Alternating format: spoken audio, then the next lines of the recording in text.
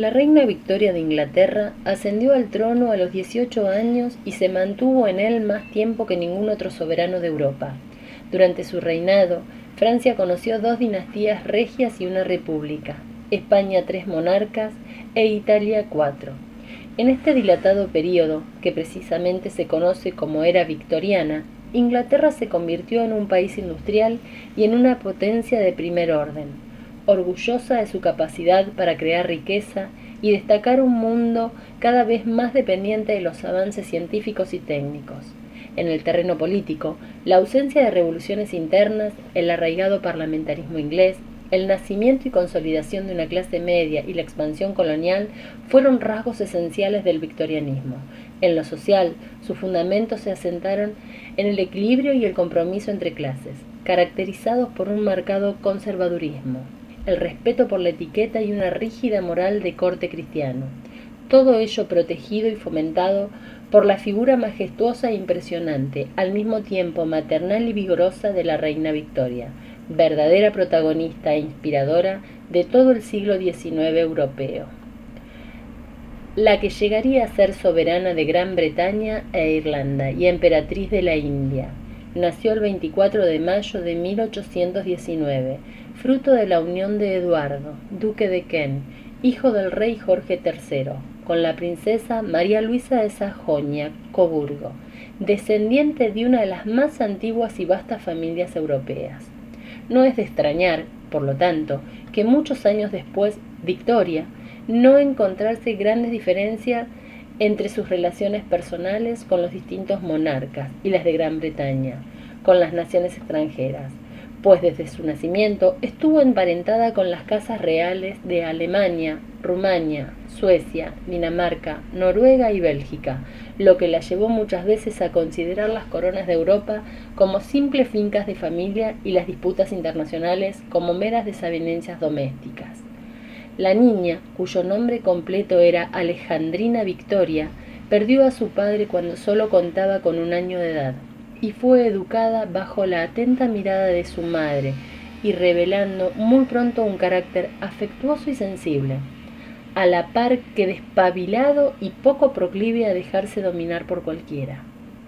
El vacío paternal fue ampliamente suplido por el enérgico temperamento de la madre, cuya vigilancia sobre la pequeña era tan tiránica que al alborear la adolescencia, Victoria todavía no había podido dar un paso en el palacio ni en los condados actos públicos, sin la compañía de ayas e institutrices o de su misma progenitora. Pero como más tarde habría patente en sus relaciones con los ministros del reino, Victoria resultaba indomable si primero no se conquistaba su cariño y se ganaba su respeto.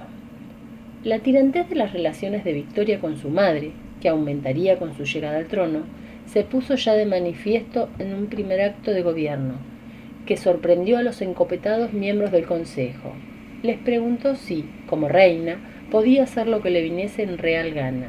Por considerarla demasiado joven e inexperta para calibrar los mecanismos constitucionales, le respondieron que sí.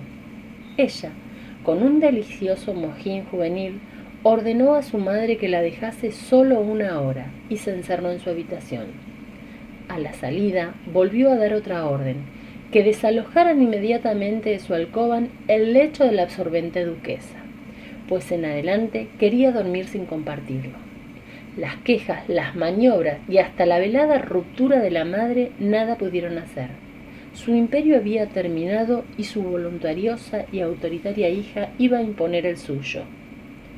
Y no solo en la intimidad, también daría un sello inconfundible a toda una época, la que se ha denominado justamente con su nombre.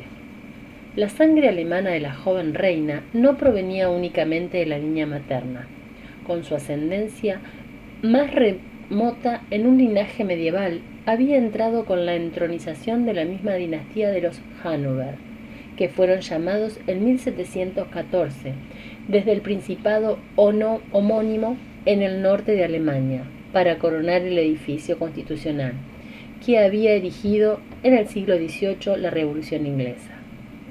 Sus soberanos dejaron en general un recuerdo borrascoso por sus compartimientos públicos y privados y los feroces castigos infligidos a quienes se atrevían a criticarlos, pero presidieron la rápida ascensión de Gran Bretaña hacia la hegemonía europea. Una pálida excepción la procuró Jorge III, de larga y desgraciada vida. Su reinado duró tanto como el de Victoria. A causa de sus periódicas crisis de locuras, fue sin embargo respetado por sus súbditos, en razón de esa desgracia y de sus irreprochables virtudes domésticas. La mayoría de sus 6 hijos no participaron de esta ejemplaridad, y el heredero Jorge IV dañó especialmente con sus escándalos el prestigio de la monarquía, que sólo pudo reparar en parte su sucesor Guillermo IV. Al fallecer el rey Guillermo IV el 20 de junio de 1837 y convertirse en su sucesora al trono, Victoria tenía ante sí una larga tarea. Los celosos cuidados de su madre habían procurado sustraerla por completo a las influencias perniciosas de los tíos y del ambiente disoluto de la corte, regulando su instrucción según austeras pautas imbuidas en un severo anglicanismo. Su educación intelectual fue algo precaria, pues parecía rebuscado pensar que la muerte de otros herederos directos y la falsa descendencia de Jorge IV y de Guillermo IV le abrirían el paso a la sucesión. Pero ello no impediría que la reina desempeñara un papel fundamental en el resurgimiento de un indiscutible sentimiento monárquico al aproximar la corona al pueblo, borrando el recuerdo de sus antecesores hasta afianzar sólidamente la institución en la psicología colectiva de sus súbditos. No fue tarea fácil. Sus hombres de Estado tuvieron que gastar largas horas en enseñarle a deslindar el ámbito regio de las prácticas constitucionales, y procuraron recortar la influencia de personajes dudosos de la corte, como el barón de Stockmar, médico, o la baronesa Lesen, una antigua institutriz. Los mayores roces se producirían con sus injerencias en la política exterior, y particularmente en las procelosas cuestiones de Alemania, cuando bajo la égida de Prusia y Bismarck surgió allí el gran rival de Gran Bretaña, el Imperio Germano. En el momento de la coronación, la escena política inglesa estaba dominada por William Lamb, vizconde de Melbourne, que ocupaba el cargo de primer ministro desde 1835. Lord Melbourne era un hombre rico, brillante y dotado de una inteligencia superior y de un temperamento sensible y afable, cualidades que fascinaron a la nueva reina. Victoria, joven, feliz y despreocupada durante los primeros meses de su reinado, empezó a depender completamente de aquel excelente caballero, en cuyas manos podía dejar los asuntos de Estado con absoluta confianza. Y puesto a que Lord Melbourne era jefe del partido Whig liberal, ella se rodeó de damas que compartían las ideas liberales y expresó su deseo de no ver jamás a Tory, conservador, pues los enemigos políticos de su estimado Lord habían pasado a ser automáticamente sus enemigos. Tal era la situación cuando se produjeron en la Cámara de los Comunes diversas votaciones en las que el gabinete Whig de Lord Melbourne no consiguió alcanzar la mayoría. El primer ministro decidió dimitir y los Tories, encabezados por Robert Peel, se dispusieron a formar gobierno. Fue entonces cuando Victoria, obsesionada con la terrible idea de separarse de Lord Melbourne y verse obligada a sustituirlo por Robert Peel, cuyos modales considerables detestables sacó a relucir su genio y su testarudez, disimulados hasta entonces. Su negativa a aceptar el relevo fue tan rotunda que la crisis hubo de resolverse mediante una serie de negociaciones y pactos que restituyeron en su cargo al primer ministro Whig. Lord Melbourne regresó al lado de la reina y con él volvió la felicidad, pero pronto iba a ser desplazado por una nueva influencia. El 10 de febrero de 1840, la reina Victoria contrajo matrimonio. Se trataba de una unión prevista desde muchos años antes y determinada por los intereses políticos de Inglaterra. El príncipe Alberto de Sajonia-Coburgo-Gotha, alemán, primo de Victoria, Era uno de los escasísimos hombres jóvenes que la adolescente soberana había tratado en su vida, y sin duda el primero en que se le permitió conservar a solas. Cuando se convirtió en su esposo, ni la predeterminación ni el miedo al cambio se suponía la boda impidieron que naciese en ella un sentimiento de auténtica veneración hacia aquel hombre no solo apuesto, exquisito y atento, sino también dotado de una fina inteligencia política. Alberto fue para Victoria un marido perfecto y sustituyó a Lord Melbourne en el papel de consejero y protector. La habilidad política del príncipe Alberto y el escrupuloso respeto observador por la reina hacían los mecanismos parlamentarios. Contrariando en muchas ocasiones sus propias preferencias, contribuyeron en gran medida a restaurar el prestigio de la corona, gravemente menoscabado desde los últimos años de Jorge III, a causa de la manifiesta incompetencia de los soberanos. Con el nacimiento, en noviembre de 1841, el príncipe de Gales, que sucedería a Victoria más de medio siglo después con el nombre de Eduardo VII. La cuestión sucesoria quedó resuelta. Puede afirmarse, por lo tanto, que en 1851, cuando la reina inauguró en Londres la primera gran exposición internacional, la gloria y el poder de Inglaterra se encontraban en su momento culminante.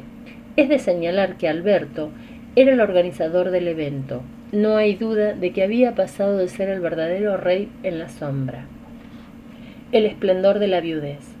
A lo largo de los años siguientes, Alberto continuó ocupándose incansablemente de los difíciles asuntos de gobierno y de las altas cuestiones de Estado, pero su energía y su salud comenzaron a resentirse a partir de 1856, un año antes de que la reina le otorgase el título de príncipe consorte, con el objeto de que a su marido le fuera reconocido plenamente sus derechos como ciudadano inglés. Pero no hay que olvidar que su origen extranjero.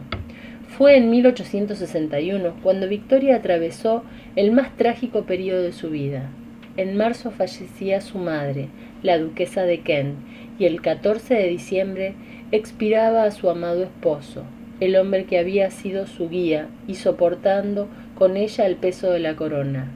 Desde ese instante hasta su muerte, Victoria nunca dejó de dar muestras de su férrea voluntad y de su enorme capacidad de dirigir con aparente facilidad los destinos de Inglaterra. El único paréntesis en este estado de viudez lo trajeron los gobiernos de Disraeli, el político, que mejor supo penetrar en el carácter de la reina, alegrarla y halagarla. También la convirtió en el símbolo de una unidad imperial. Al coronarla en 1877 emperatriz de la India, después de dominar allí la gran rebelión y nacional religiosa de los cipayos. La hábil política de Disraeli puso asimismo el broche a la formidable expansión colonial, con la adquisición y control del canal Suez.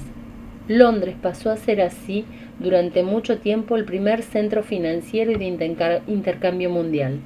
Un sinfín de guerras coloniales llevó la presencia británica hasta los últimos confines de Asia, África y Oceanía. Durante las últimas 3 décadas de su reinado, Victoria llegó a ser un mito viviente, la referencia obligada de toda actividad política de la escena mundial, y su imagen, pequeña y robusta, dotada a pesar de todo de una majestad extraordinaria, fue el objeto de reverencia dentro y fuera de Gran Bretaña. Su apabullante sentido común, la tranquila seguridad con que acompañaba todas sus decisiones y su íntima identificación con los deseos y preocupaciones de clase media consiguieron que la sombra protectora de la llamada viuda de Windsor se proyectase sobre toda una época e impregnase de victorianismo la segunda mitad de siglo. Su vida se extinguió lentamente, con la misma cadencia reposada con que transcurrieron los años de su viudez, cuando se hizo pública su muerte, acaecida el 22 de enero de 1901. Pareció como si estuviera a punto de producirse un espantoso cataclismo de la naturaleza, la inmensa mayoría de sus súbditos no recordaba un día en que Victoria no hubiese sido su reina.